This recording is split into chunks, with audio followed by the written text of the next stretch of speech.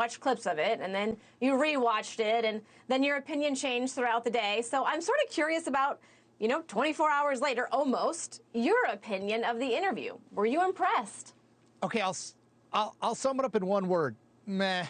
And I don't mean that in a negative way necessarily. I just don't think it was super newsy. I think if you went into the interview liking Kamala Harris, you probably left the interview liking Kamala Harris. If you went in not liking her, probably left it not liking her. If you're a swing voter, a low information voter who hasn't made up their mind, you probably didn't watch it, right? So, I sort of agree with my friend Doug High, that clip that you played, because I didn't think she was amazing. I thought she had to have been ready for questions about flip-flops she's had on policy, right? I mean, that's sort of the fundamental thing. She's changed on a number of issues, whether it's banning fracking, supporting Medicare for all, supporting the Green New Deal, mandatory buyback of assault weapons. She's changed her position on all those things since becoming the Democratic nominee. So she had to be ready for that question. But her answer was, my values haven't changed. I'm quoting her. She said that twice.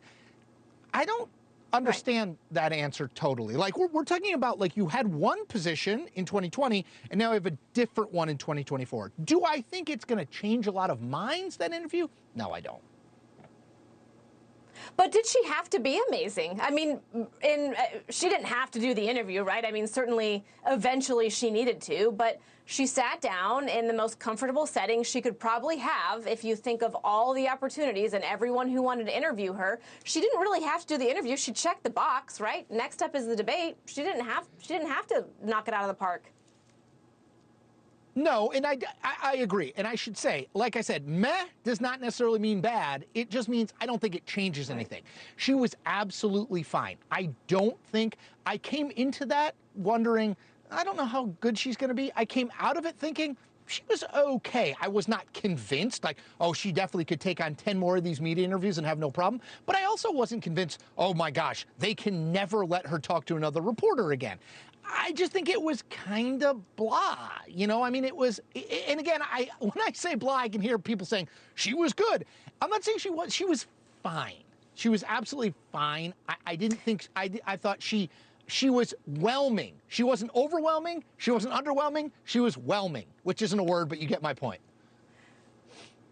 Okay, but you probably need to be pretty overwhelming when you look at a state like Pennsylvania, right? I mean, when we make these statements like all of the roads to the White House go through Georgia or they go through Wisconsin, really, one could argue that they really go through Pennsylvania because there's so many electoral votes there and it's a very intimate, very passionate setting. She really has to make the case there because they're neck and neck in almost every poll that I've seen, unless you've seen something different. No. It's the most important state by far. All 7 swing states are not created equal. Pennsylvania is the most important. The stat you cited, 85% chance of winning if either one of them wins Pennsylvania. There are paths for Donald Trump to 270 electoral votes that don't include Pennsylvania. There are a lot less paths for Kamala Harris that don't include Pennsylvania. So I think for both of them, honestly, it's a must-have. Look back. 2016, Donald Trump beats Hillary Clinton in Pennsylvania. He wins the presidency. 2020, Joe Biden beats Donald Trump in Pennsylvania. He wins the presidency. If you tell me who wins Pennsylvania, I feel like I've got a pretty good chance of predicting who's going to win the White House in November. She also has to do amazing on that debate stage, right? I mean, she can't be meh. I mean, maybe you could correct me if I'm wrong, but I think that's one that she does have to knock out of the park. And if you look at some of her debates, when she was with Vice President Mike Pence, I mean, she really held her own there. You can't find a ton of critics, but this is the big stage coming up, and it's not really that far off. No, that's exactly right. I mean, look, we get back from Labor Day and it's here, essentially.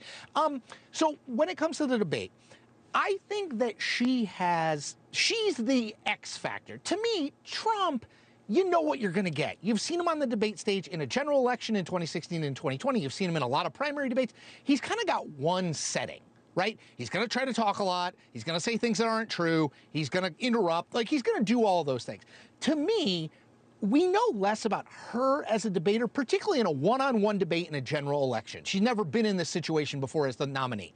So I think she has more opportunity if she's good. You know, I think for those swing, undecided voters, if she's good, if she can tell her story, if she can look presidential, if she can draw a contrast with Donald Trump, if she can make him look small, if she can call him out on things he says that aren't true, good. Thanks for watching. Go to joinnn.com to find NewsNation on your television provider. And don't forget to click the red subscribe button below to get more of NewsNation's fact-driven, unbiased coverage.